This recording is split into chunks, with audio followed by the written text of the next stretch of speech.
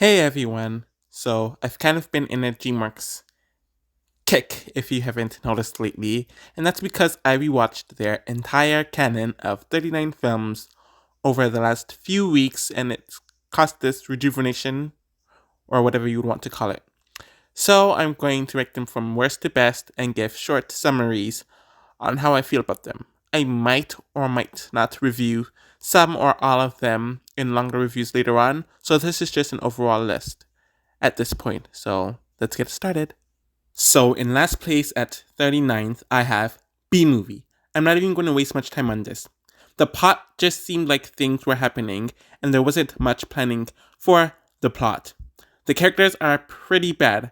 Vanessa is decent if you take out the consideration of her supposedly crushing on a effing B, but Ken is too much. Barry is just Seinfeld, which I'm not fond of at all, and Andy is meh at best. Overall, I found the pacing to be very poor, and I don't like the story and the creepy elements of the movie. The animation on the bees and stuff is good, but the animations on the humans are atrocious. Also, for a movie that's supposed to be about its humor, it's not funny at all, and the memes are stupid as heck. Easily the worst film ever, and I doubt it will be topped, though DreamWorks does try me with that. So at 38, I have Shark Tale. And it's interesting because I actually watched this movie a lot when I was younger and I liked it, but it hasn't aged well at all.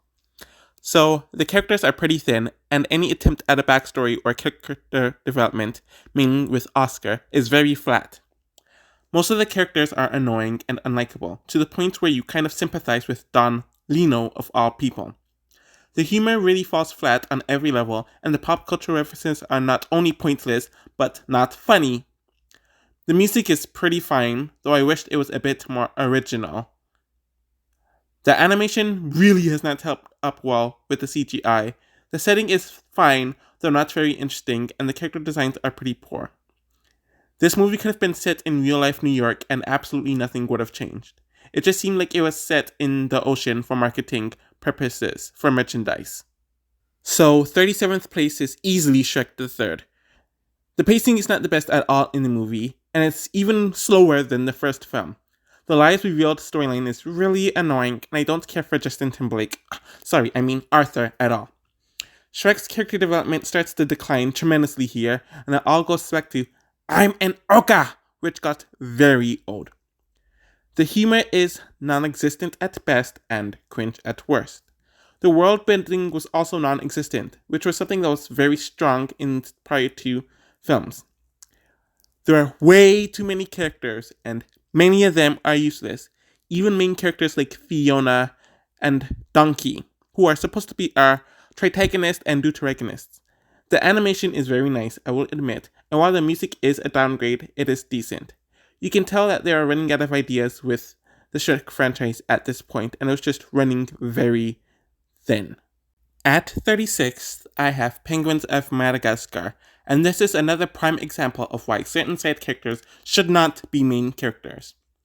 The plot is the thinnest a DreamWorks film has ever made, which says a lot due to the plethora of thin plots that DreamWorks tends to have.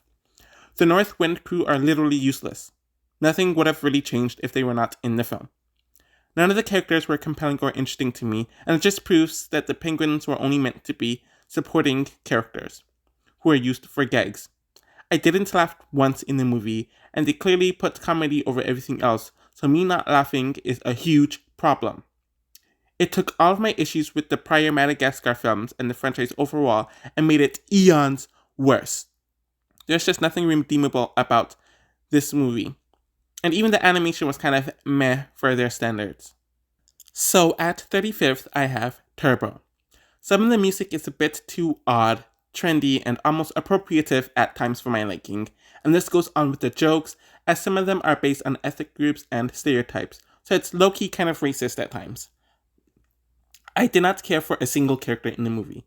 I found them to either be really bland or really annoying, and sometimes both. Also, Ryan Reynolds felt like he was playing himself and not acting, like he was acting in The Croods with Guy. Some of the animation stuff were a choice, though some of the effects were decent. I was just utterly bored throughout the entire film.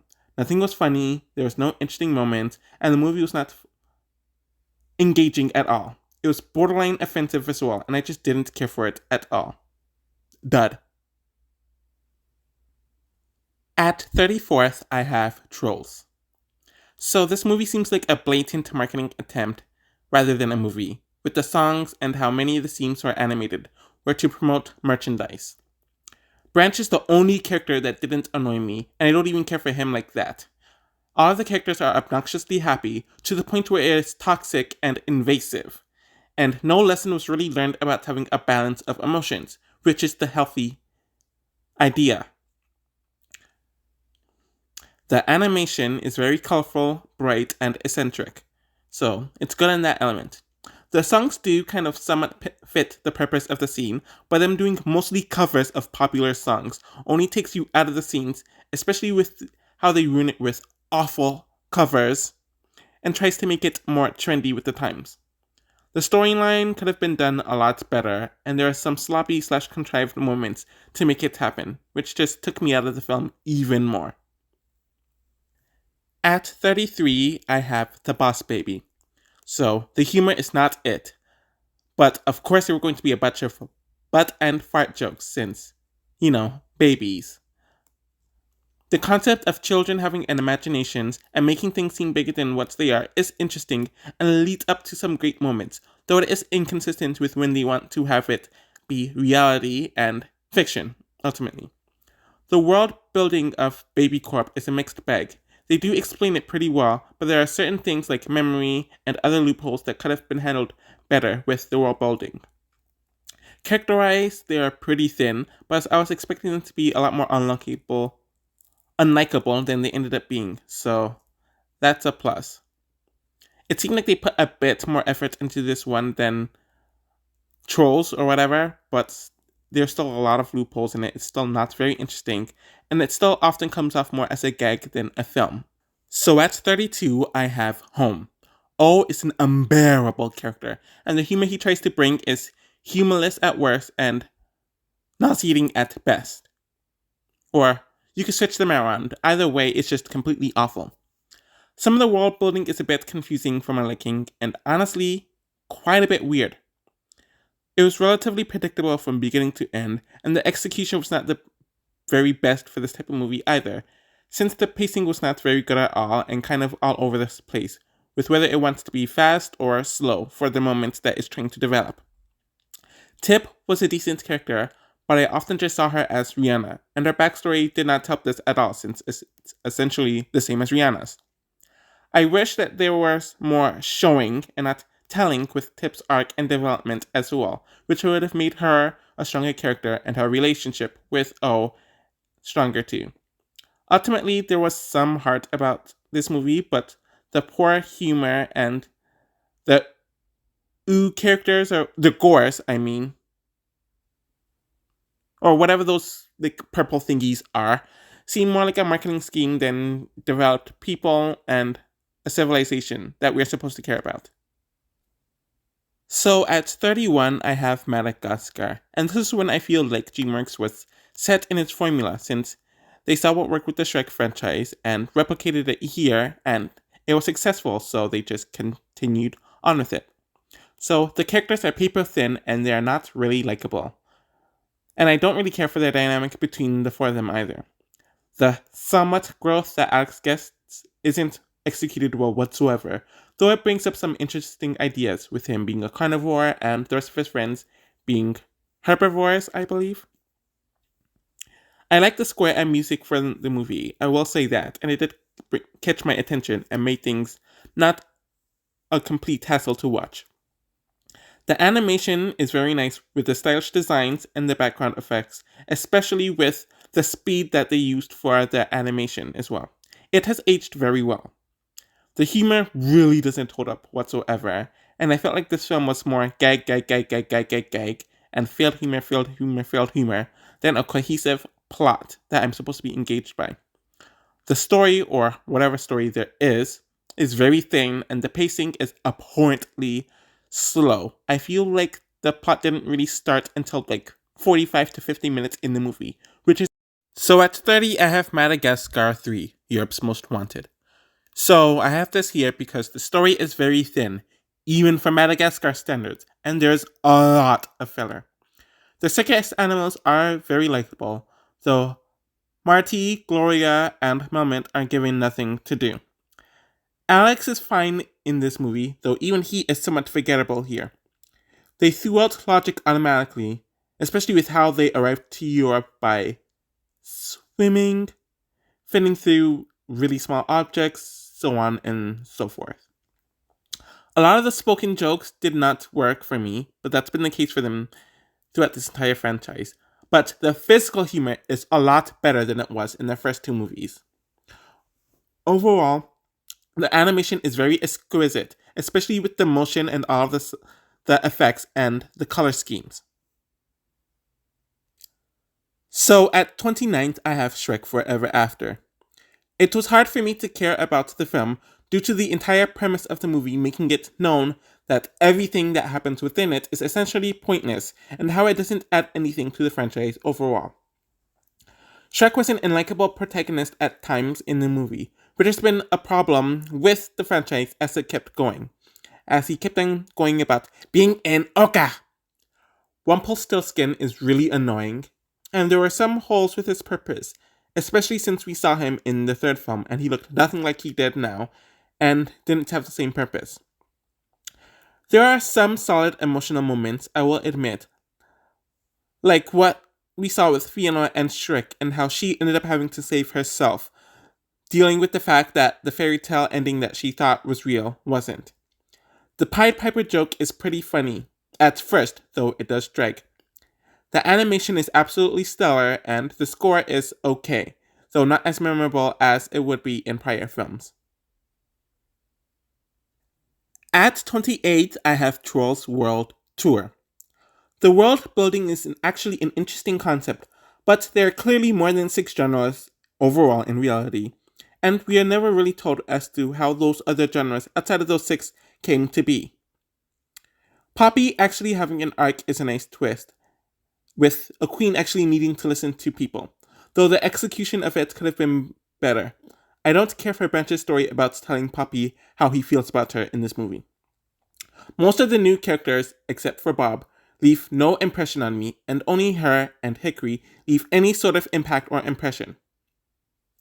The song of covers are annoying as heck, and are oftentimes used as filler jokes, which are grating to deal with. The animation is lovely and a massive improvement over the first film, but the world building helps with it as well.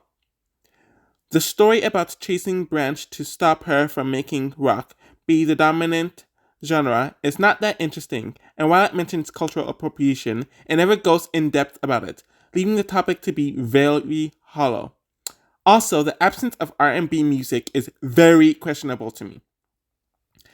It is also hard to take it seriously when one of the voice actors benefited from cultural appropriation and is called out about it all the time, so yeah. Better than the first film, though. At 27, I have Mr. Peabody and Sherman. This was one that I remembered liking quite a bit more when it was initially released, but I don't care about it at all now, and I actually have a lower opinion on it now. The plot of the film goes haywire, not for the good, after the first act, and a bunch of things just become more ridiculous in the third act. Penny is very unlikable, and her turnaround with Sherman is way too contrived. I know children have a wide range of emotions, but it's never this bad. The animation is very nice, and I really like the score of the movie. It is pretty humorous overall, I will admit. Some of the world building didn't make much sense to me, and I'm just never that attracted to time travel movies anyways. Mr. Peabody is a great character, and Sherman is kinda Overall, this movie just kinda falls flat for me, and it got worse and worse as the film went on and on. I think this was the most disappointing film to me as I rewatched the entire canon. At 26, I have Madagascar Escape to Africa. I like that everyone in the four got to have some sort of plot, and there seem to have been more attempts to make character development happen in this movie. Despite this, the pacing is still a problem in the film, and it's actually worse in this regard than the first film was, as it seemed to be a bit too quick at certain times, especially as they're trying to give all four of them their own plot and purpose. A lot of things that didn't exist in the movie, like Melman crushing on Gloria, Alex having a birthmark suddenly appearing, to justify the existence of this film and made everything a lot more contrived.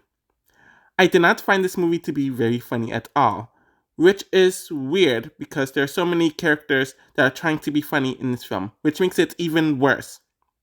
Also, there are way too many characters.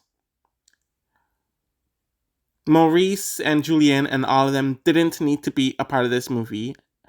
And it's even worse when all of them are trying to be funny, so it just makes everything a lot more cluttered. And it also affects the pacing, because you're spending more time on these useless as F characters.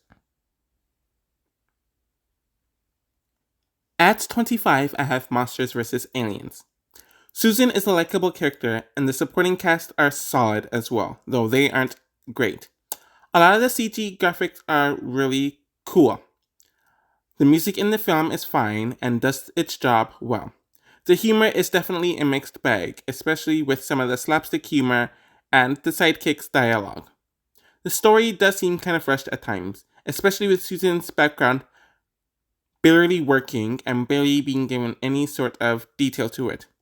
A large part of the film is just very generic, and it's a watered-down version of these type of monster movies that have been done several times in the past. Also, the human designs outside of Susan is relatively awful. There is some charm to this film, but ultimately things could have been done a lot better. And it also seems like the main purpose of this film was to develop those bootleg 3D glasses that were all the rage in the late 2000s, that ultimately came to be no use. At 24, I have Flushed Away. So, the plot is a bit convoluted for my liking, and not very well executed either. Roddy and Rita are two likable main characters, though none of the other characters really are, and none of them really stand out.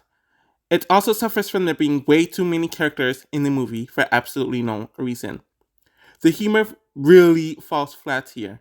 You can tell that Aardman and DreamWorks were struggling for control on this one, and while I'm generally not very fond of Aardman's humor, I wasn't really a fan of DreamWorks' humor here as well, and trying to combine both really makes it fall flat here. The animation is excellent here, especially with how they placed it at times with the look of stop motion, but obviously it being CG. And I really, really loved the setting designs and how they implemented it. Overall, it's just kind of a meh movie. At 23, I have Sinbad, Legend of the Seven Seas. I touched upon this previously in a previous video as to why I have some issues with it. So, my main issue is that I feel like I'm actively missing out on pieces of the puzzle.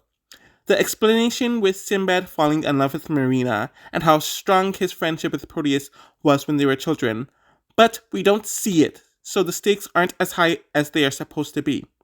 It makes Proteus look foolish and makes Sinbad look less sympathetic. The development and important dynamics needed to be seen and not told.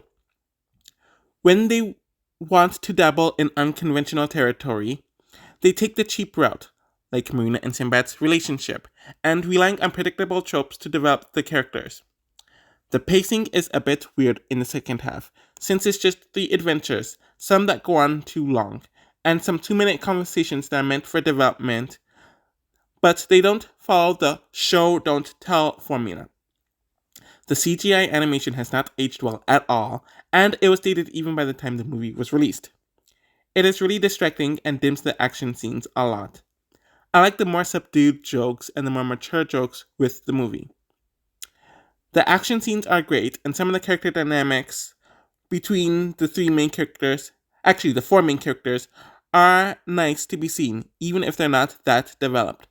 The traditional animation is amazing, and I really love the character designs in the movie. Overall, I see the potential with the movie, but potential has to be implemented in order for it to hold up.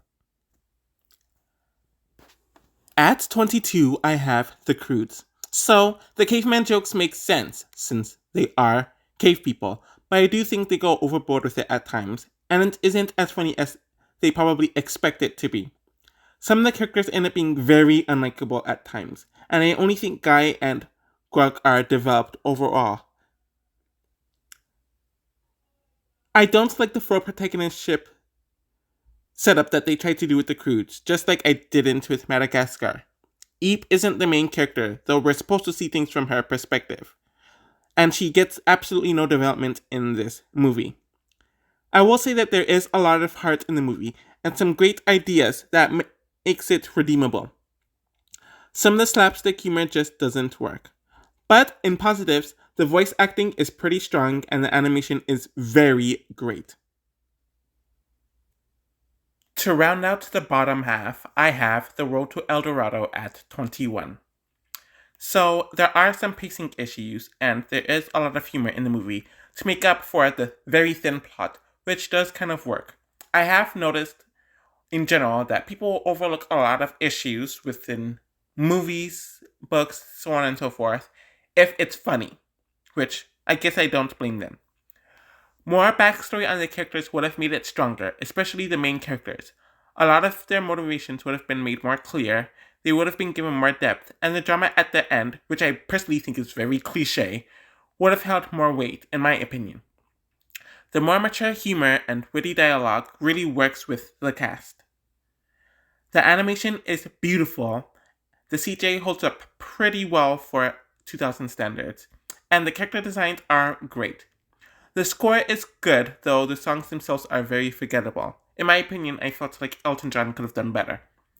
Some of the references that were obviously not in the 1510s, like Miguel referring to the Cuba in a positive manner, when I'm pretty sure Spaniards didn't know about it like that, did kind of made me, okay. I thought it was a bit weird.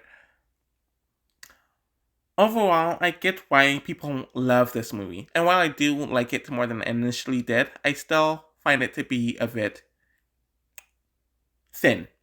I also don't like the white savior element of the movie, and I do think they could have given the indigenous people a lot more characterization. At number 20, I have Wallace and Gromit, Curse of the Were-Rabbit, and I feel like it's the perfect midpoint for me. The reason why I feel like this is that I feel like this is a movie that I respect and I should like more than I actually do. So, most of the jokes don't land for me. I don't know if it's because I'm not the biggest fan of British humor or maybe it's just an Aardman thing for me. The movie is well paced and the characters are solid for me. The animation really holds up well and I really liked the settings. But in general, I just don't see this as a movie that I will watch often or watch over and over and over again. For some reason, it just didn't capture my interest as a viewer as the way it should be, though everything about it is relatively good. At number 19, I have Captain Underpants, the first movie, and I feel essentially the same way. It's a movie that I respect and I should like more than I do. When they did the fourth wall jokes and went with the comic book jokes, the movie really shined for me. The animation is extremely stellar, especially with how they made it more cartoony, comic-like, and added those type of elements to it, and how the designs were handled overall. The story does have quite a bit of plot holes, like the ring, how Captain Underpants doesn't turn back, or how he turns back in the end, yes. Poopy Pants randomly deciding to work at a school conveniently, so on and so forth. But it's from the viewpoint of the child, and it connects everything well enough, while also not being too stupid to insult the viewer's intelligence. The voice acting is actually very strong, and I didn't get annoyed with Kevin Hart for once in my life. We see the development of their friendship, and they didn't bother doing the contrived friendship drama that we've seen many times before. At 18, I have Over the Hedge. Overall, the story is very familiar and very predictable, but it tells that story relatively well. Some of the characters are fun, like RJ and what's the turtle's name again? Vern. Yes, Vern. But there are a bit too many characters for my liking, and some of them are painfully generic and boring. The animation style and the animation overall is great, but the human characters of course, again look awful. Something about early DreamWorks and the human designs, especially with the CGI ones, never held up very well for me. Overall, it's a fine and a good film, but there's not much for me to say about it overall, and it's not one I would rewatch often at all. At 17, I have Abominable, and I'm shocked so many people dislike this movie, especially claiming that it's a How to Train Your Dragon ripoff, which I don't really see, and it's not like How to Train Your Dragon was very original itself anyways. So, the story is very predictable, and we have seen the human-animal bond adventure story several times, and it's told much better in the other movies. That I will agree with. It would have been nice to see Yi's relationship with her father and her development to have been made more clear to jump off that. I did like the dynamics between Yi, Jing, and Peng and how they handled the situations within the movie. It is unconventional that Yi and Jing didn't hook up, and the movie is better for it. I was literally expecting for them to get together, but it never happens, and I'm so grateful that it didn't. The villains, especially Dr. Zara, is very contrived, and I predicted her to be the villain from the start. What they did with Mr. Burnish was actually relatively neat and clever. Some of the humor is a mixed bag. The immature ones really stick out, but the more subtle ones are good. I did like that this film had Asian representation, and the characters actually are portrayed relatively well in this regard. I also find some of the critiques of this film solely being made for China to be quite racist, like there's something wrong with that, even if it was the case, which I don't necessarily think it was. But even if it was, why is that such a problem? At 16th, I have Rise of the Guardian. Some of the world building of Rise of the Guardians really confuses me. Like, if they actually go away if some people don't believe them and disappear, how does the moon determine who gets chosen? Why does the moon have so much power? Stuff like that. Some of the pacing, especially in the beginning of the movie, is pretty slow and bad, but that issue gets better as the film goes on. Jack's voice actor really distracts me at times, and I do somewhat feel like it was a miscast. I usually don't really complain about the voice acting unless something really sticks out to me, and this is one of those cases. Jack himself is a great lead character, and you really root for him to be remembered for the most part, despite the fact that him dying was his fault.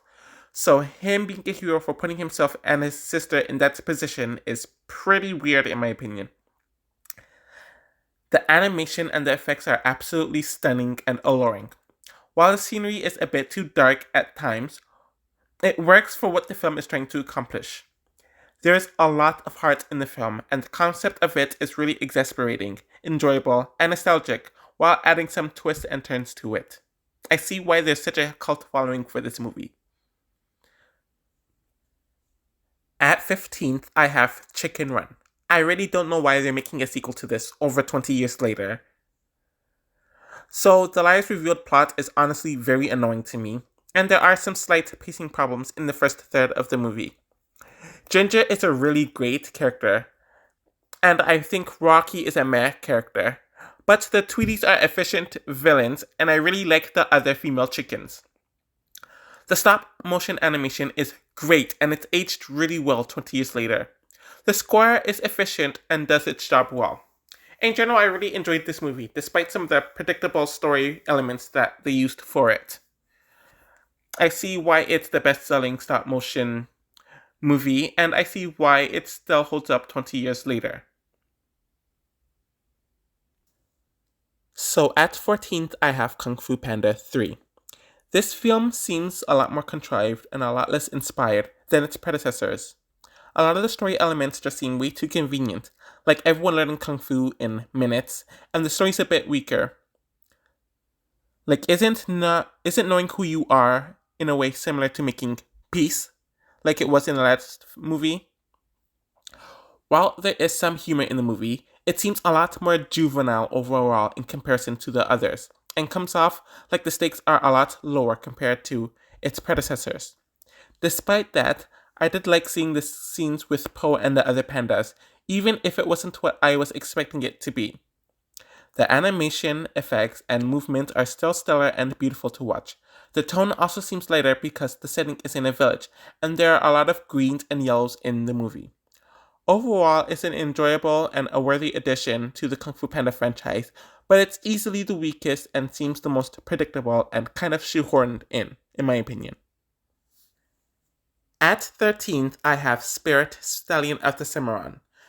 It really sucks what they're doing with this franchise, especially with Spirits Untamed and the sequel that has nothing to do with the original, that is supposed to come out in a month. I feel like it's going to ruin the legacy of Spirit, and I hope people actually check out the first film before they watch this one, the sequel, I mean. Overall, I really liked Spirit, and while he doesn't talk, I found him to be a very funny, engaging, and rootable character. I liked his relationships with his mother, Rain, and Little Creek as the film goes on. I even liked his dynamic with the Colonel. All of the characters are very likable and fill the purpose very well. And while they don't speak for the most part, you still know what they're thinking and you understand their perspectives. The story is actually very well paced and it ties itself to historical events that happened. So while it doesn't erase what happened in history, it still gives all the characters their own conclusions in a relatively satisfactory way.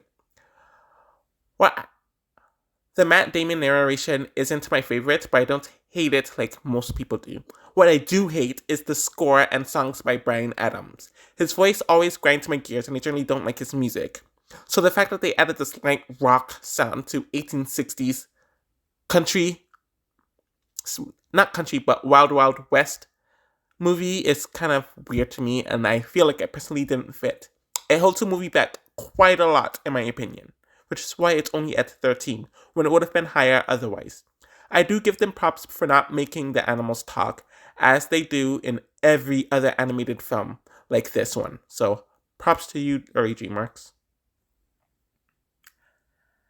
At 12th, I have How to Train Your Dragon, The Hidden World. So, the color scheme and animation is very dark, but not as unique compared to the last two films, and it makes things a bit more dull to watch since everything's just so gloomy.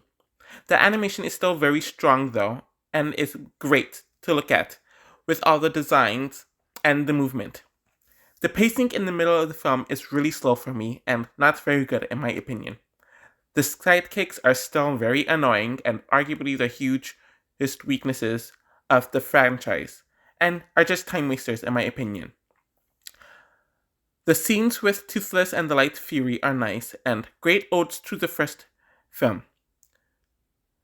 The lessons of not ruling alone and not being codependent on dragons are good ones to learn, and it's established very early on in the movie, so to see those lessons strengthen as the movie goes on really holds weight. Emotional scenes between Hiccup and Astrid, Hiccup and Toothless, and even Hiccup and Valka are very nice and are strong moments in the movie. Seeing the separation of the dragons and humans was a nice touch, and the ending is amazing. Easily the strongest part of the movie. The villain is pretty okay, and it's honestly not the most memorable, and I'm kind of forgetting about him now that I'm trying to remember and recap my thoughts on the movie. I did like the usages of the flashbacks, which wasn't very prominent in the prior movies, as it still keeps Stoke involved in the movie, even if he's not alive anymore. So, while it's still my least favorite movie of the franchise, it's still a very strong and worthy addition to the franchise. And it's just a good movie overall, even on its own merits. At 11, I have The Croods, A New Age. And honestly, I'm very shocked with how much I like this movie. I feel like it was the biggest surprise, in my opinion, in a good way, from rewatching the entire canon. I like that they actually gave Eep story relevance and a plot and development, which were things she was lacking in the first movie. And I kind of liked how they centered things around Guy, as he's easily the most interesting person from the main cast. Even seeing the parents get their own plots, their relationships develop, and seeing them interact with the more nomadic parents was fun to watch. Of course, seeing the crew learning how to adapt to a new way of living was interesting to watch, and seeing how the two different ways of life through the two different families clash was fun to watch, and both sides eventually having to learn to work together were very strong ones. I find the slapstick humor and the dialogue to be a lot more funny and a lot more heartfelt, so it's strong on both elements. The pacing is actually very good, which was something I kind of had a problem with in the first movie. If I had to think of any issues with the movie, I do think the animation was a lot more different than the first film, but it makes sense since I didn't even think about it at the time, but the animators had to animate the movie at home due to COVID restrictions, so of course things were going to look a lot different in comparison. Also, things are a bit too cluttered at times due to them trying to do so much with its large cast. Overall, it's definitely a worthy follow-up and a good movie on its own that heavily improved on the franchise, and honestly, I would be looking forward to a third movie. And I wasn't interested in there being a second movie after The Croods finished, so this is definitely a sequel that's stronger than the first movie, and I'm interested in seeing where they go. So at 10, I have Puss in Boots. So it has some noticeable pacing issues, especially in the first two thirds. The plot can be very thin at times, and the flashback developing the relationship between Puss in Boots and Humpty Dumpty, while nice and necessary, is a bit too long. I wish this sort of flashback were in certain other movies, but that's besides the point. All of the characters are very strong, likable, rootable, and funny. You understand all their perspectives, and it makes for a great dynamic cast. The humor is really great, and most of it is mature, which is something I prefer. And it also ties back to DreamWorks' first era, where a lot of their humor was more mature and subdued. The animation is stellar, especially since it's taken place in a Spanish atmosphere, which isn't really seen much in animation, shockingly. Overall, it's a very heartfelt and emotional good movie, while mixing humor very well with the more serious elements. At number 9, I have Ants, and I'm actually very shocked with this development. So, some of the humor is mixed, in my opinion, mainly from Z and Bella, while the more mature and sexual jokes from the other characters work very well, and I found them to be very funny. So, the story is well placed and it's very strong, as it's essentially talking about authoritarianism and how living for the organization, while the organization doesn't care for them as individuals, isn't good. And the option of choice is something that every person and every being should have. So, I mentioned this in the first point, kind of, but I found the supporting characters to be a lot more likable than the main characters. And that's kind of an issue since both Z and Bella can be kind of annoying and kind of grating at times. But you do warm up to them as the movie goes on, and you do feel for them in the first half. It's in the first act. It's mainly when they are shipped off and they start arguing where they get really, really annoying. So, the CG animation has aged very well, despite it being animated in 1998, but the color palettes can make it a bit hard to watch, as it's just all brown, brown, brown, brown, brown. And it's kind of the same with the homogeneous character designs, where I hate to do this, but compared to A Bug's Life, a lot of the ants have different designs and aren't as homogeneous to look at. I have How to Train Your Dragon at 8. While the story is very predictable, I did like the execution of it, and the ending was truly shocking, but fitting, since both Hiccup and Toothless are handicapped physically, but they have to use other methods to make up for it, and proving that they're still strong, capable entities. The score is utterly amazing, and it gets you to feel every emotion that you need to feel during that specific scene in the movie. It's very emotive. I like that there are absolutely no unnecessary pop culture references and relying on the celebrity names to carry the movie, which has been an issue for them throughout the last 9 years up to this point. The main issue I have with this movie and the franchise overall is that most of the side characters are very annoying and actively distract from the movie to the point where you just want to gouge your eyes out and ears out. So at 7, I have Shrek. So the pacing in the first act is actually pretty bad as it just goes by very, very slowly. But things pick up exponentially afterwards, especially when they get to the tower. All the characters are well utilized, and the small cast, which DreamWorks tended to do during its early era, helps them get extra focused, and no one is filler filled and feels like just a waste of space. Some of the dialogue, mainly Donkey, and even sometimes Shrek, can be a mixed bag, and it's not as funny as they want you to think it is. But there are times where the humor is spot on. So the human designs are actually very generic, and I noticed this was an issue for them with their CGI movies for, I would say, like the first 7 years of the 2000s, up until about Monsters vs. Aliens, though some would even say the human designs there and in Megamind were awful. Anyways, the human designs are just very boring, but the designs of all the other characters and species are great. So the soundtrack of folk, rock, pop songs mixed with a classical score works really well, as it's obviously trying to be more modern, but hold on to some of those fairy tale elements that make some certain Disney films stand out. At 6th, I have Megamind. So the advertising for this film makes it seem like another generic DreamWorks film with a huge celebrity names, all the pop culture references, and all that stuff. But there's actually a very sincere story in here.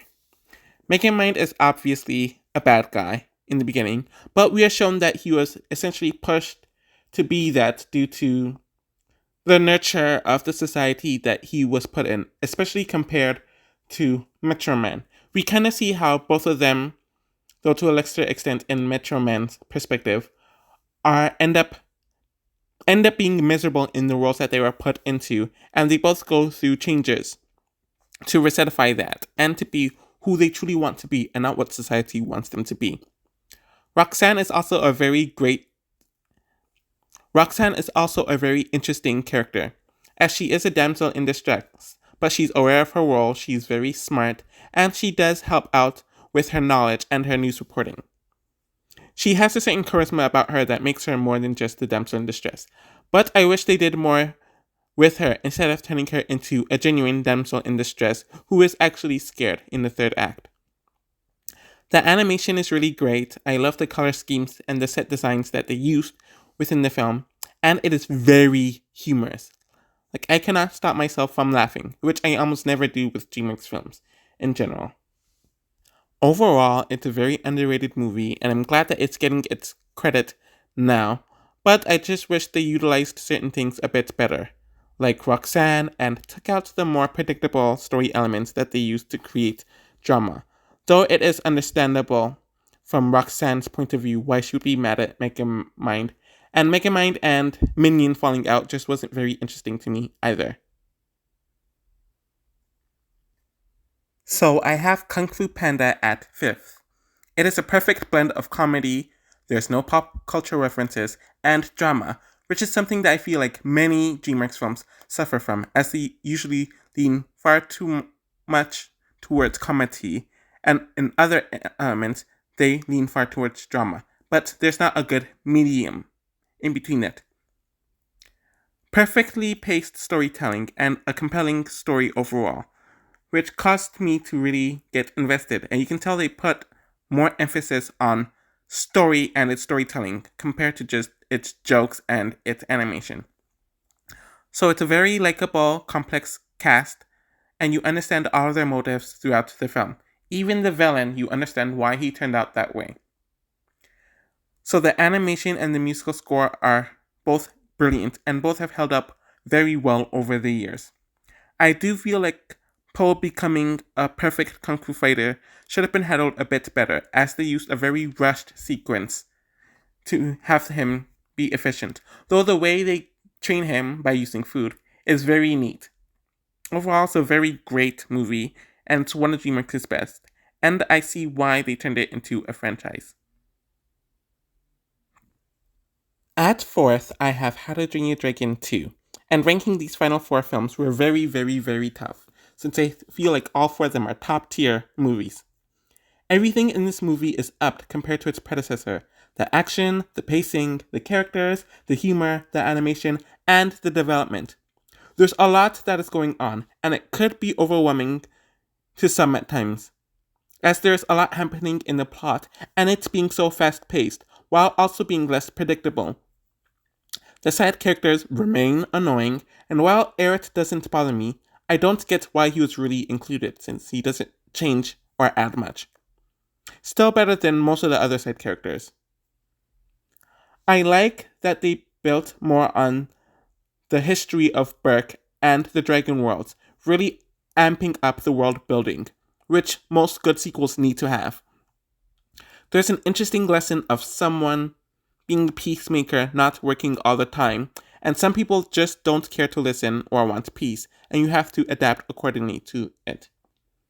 Overall, everything about this movie is epic. So I have the Prince of Egypt at third, and I even think this is too low. So the main characters are very strong, and you are shown their complexities from the beginning to the end. You understand their motives, and you really, really feel for both of them. Their relationship is also well developed, and you see the process from the beginning of the film to now. You don't feel like you start off at where the 20-minute point would be like in most movies, like Sinbad. The songs, all but one, you're playing with the big boys now, but even that is arguable, serve a purpose, and the score is amazing. It is up there with the best of the best from the Disney Renaissance. The plot is very thick and action-packed, though the second act could have been a bit better paced, in my opinion, as things just kind of go a bit too quickly. The supporting characters are all likable, but a lot of them do get shafted and aren't left with much to do at all. So they did have a balance. They had trouble balancing the supporting characters, which I think is why they downsized the casts for movies like The Road to El Dorado, Shrek, Spirit, and even Sinbad. Overall, it's a top tier movie. At 2, I have Kung Fu Panda 2. The world building is built a lot more compared to the first film, especially with the different types of animals. The movie is a lot darker than the original, and relatively keeps the tone throughout the entire film. The humor is still very strong, though it's more physical and a bit more subtle compared to the first, since it's a darker movie overall. It uses more of the other characters better, especially Tigris, which I found to be a nice improvement. We learn about Poe's backstory with his father and biological family, since he's obviously adopted, because why would a goose give birth to a panda? I like how they made that into a joke. The lesson of inner peace is a very strong one, and something that everyone needs to learn for themselves, and the animation is absolutely stellar. At number 1, I have Shrek 2. And while the top 3 are very, very, very close, I think I put this one as number 1 because it's dramatic while also being a bit more humorous. So, it's way better. It's way better paced than the first movie. There are more characters in the film, and the characters are utilized a lot better, able to manage having a lot of characters and utilizing them, which is something that this company has suffered from and still does suffer from today. The atmosphering and the world building is brilliant, especially in the way that they chose to expand it. The soundtrack is more poppy, but it works. The story and theme about sacrifice is a really strong one that isn't shown much in animated films. The animation and designs, especially of the humans, have greatly improved since the first film. And there are still some tasteful adult jokes, while having kid-friendly jokes as well. Overall, this film has a bit of everything and it works out perfectly. So, that is my list, and I hope you all enjoyed it.